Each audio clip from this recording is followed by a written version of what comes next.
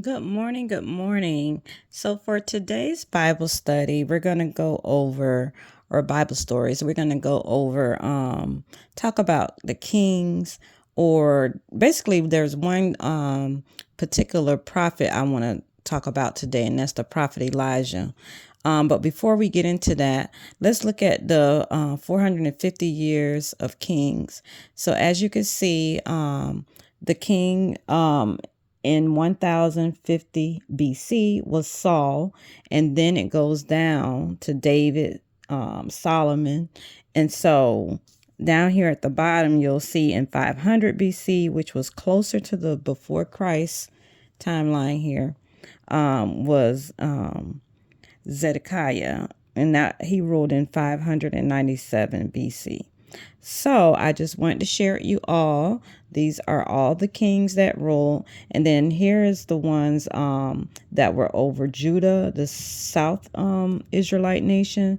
And then you had the North Israelite nation, the kings that ruled here. So, but today we're going to talk about Ahab, which ruled in 874 in the north area, and he was married to a foreign woman named Jezebel. So that's what our story is going to be about during this time when Ahab was king. And most of these gods were portrayed as godless, like they eventually worship other false gods, which was not good because God hates when you worship false gods. But the ones in bold, like the black here that's bolded, those were very good kings that ruled during their time. So let's jump right in.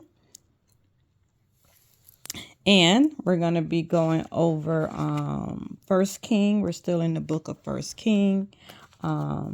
So First King 18:4 is where we're going to be start off this morning.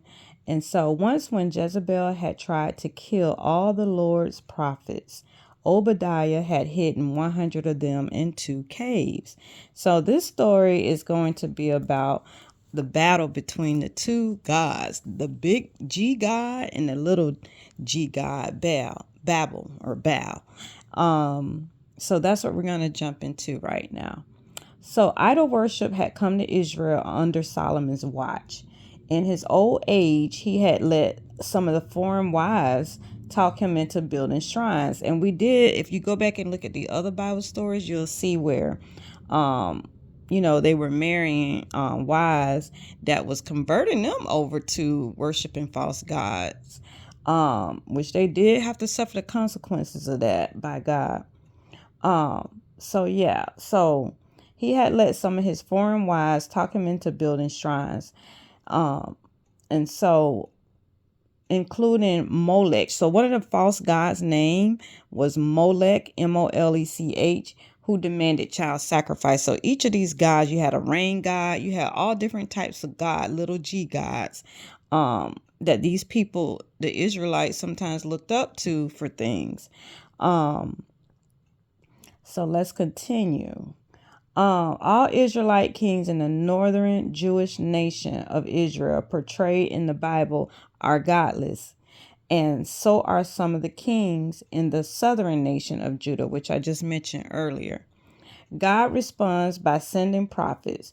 Their job is to warn the people, about the consequences of breaking their century-old contract with God.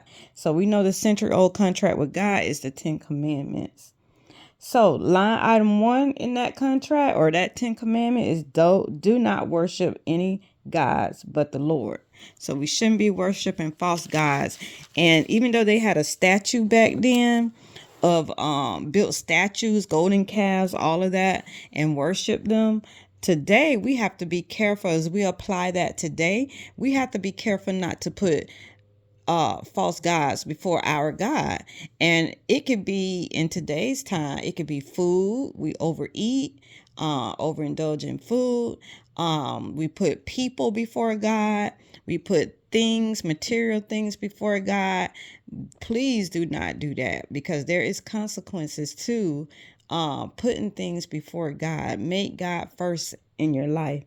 and he will give you everything that you need and want. He promised to give you your heart desire. He promised to take care of you. So knowing that, put him first and everything else will fall in place, but do not put other things before God. Okay, let's continue.